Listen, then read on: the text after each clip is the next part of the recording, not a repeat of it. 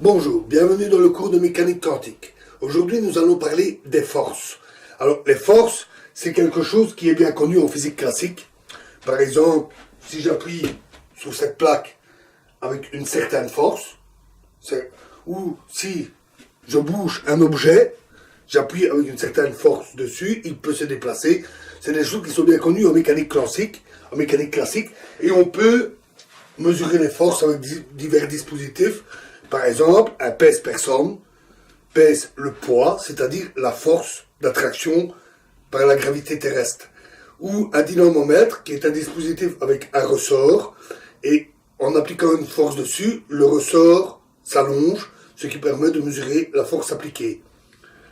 Mais en mécanique quantique, on voit mal comment les forces pourraient intervenir. Effectivement, on n'a que des ondes, des fonctions d'ondes, qui ondulent, qui vibrent, qui se déplacent, et on ne voit pas où les forces pourraient pourraient se trouver. Donc, quel est le lien entre les forces de la physique classique et ce que l'on trouve en mécanique quantique?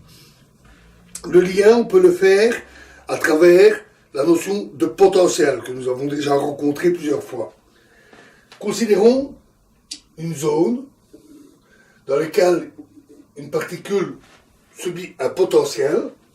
La particule se déplace comme ceci, avec une certaine vitesse v, une impulsion p, et dans cette zone, elle subit un potentiel. Par exemple, c'est une particule chargée avec un potentiel électrostatique, et ici, le potentiel varie. Ici, on a un potentiel très grand, et ici un potentiel plus petit. Donc le potentiel diminue dans cette direction-là.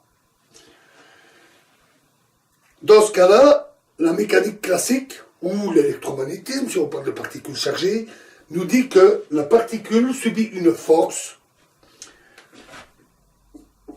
qui est donnée par l'opposé de la variation du potentiel.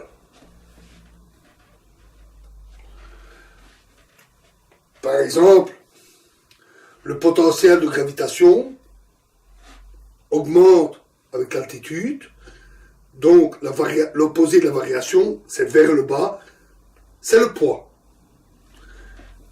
Et donc, une particule qui rentre dans une zone avec un tel potentiel qui varie dans ce sens, dans ce sens-là, de petit à grand, va subir une force opposée, donc une force dirigée comme ceci, et elle va subir une déviation en traversant cette zone. On peut calculer assez facilement l'angle de déviation avec un petit peu de mécanique, un petit peu de géométrie. Si la zone a une largeur W, l'angle, pour un petit angle, pour une petite valeur de l'angle, ce sera la largeur divisée par l'impulsion et la vitesse fois la force que subit la particule. C'est une relation assez simple. Et comment ça se passe en mécanique quantique? Puisque nous n'avons pas de corpuscule, nous n'avons pas de force. Donc, en mécanique quantique, si on a une telle zone, avec un potentiel grand et un potentiel petit, et l'onde, elle se comporte comme ceci, comme une onde plane. La particule arrive dans ce sens-là, avec une certaine impulsion P, ce qui correspond à une longueur d'onde, c'est la relation de De Broglie, H sur P, et elle se comporte comme une série de fronts d'ondes qui avancent vers la zone où le potentiel varie. Nous l'avons vu, l'onde est décrite par une fonction qui dépend de l'énergie de la particule, de la position, du temps, Et nous savons que si le potentiel est grand, la longueur d'onde sera plus grande. Et si le potentiel est petit, la longueur d'onde sera plus petite. Ça veut dire que les distances entre les plans ici ne seront pas les mêmes, puisque la distance entre les fronts d'onde, c'est la longueur d'onde. Si la longueur d'onde est plus grande en bas et plus faible en haut, on va forcément avoir quelque chose comme ça, et donc les fronts d'onde vont aussi subir une déviation donnée. À nouveau, on peut faire le calculer la déviation en calculant la différence de phase introduite par ce petit décalage, en tenant compte de la largeur et en utilisant la relation de de Broglie, etc. Et le calcul permet alors de retrouver la même relation ici. Évidemment, ici, on ne va pas retrouver la force, P fois V, mais on va retrouver la variation du potentiel, ici. Donc, la mécanique quantique, dans ce cas, donne le même résultat que la physique classique. Simplement, au lieu d'utiliser des forces, on conserve uniquement la notion de potentiel, ce qui permet de décrire les variations de longueur d'onde et la déviation que subit la particule.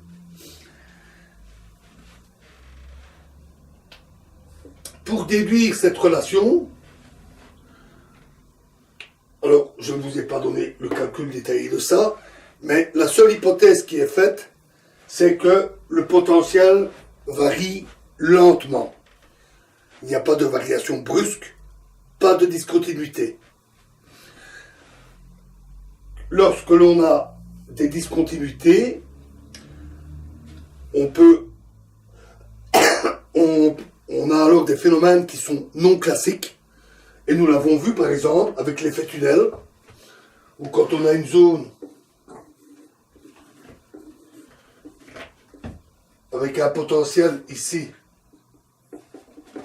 beaucoup plus grand,